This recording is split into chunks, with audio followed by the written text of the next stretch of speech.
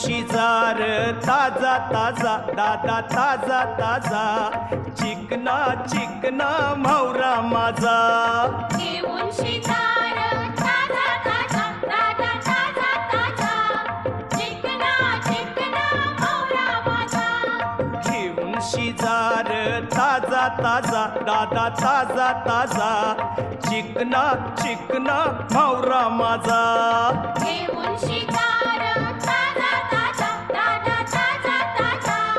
चिकना चिकना म्हावरा माझा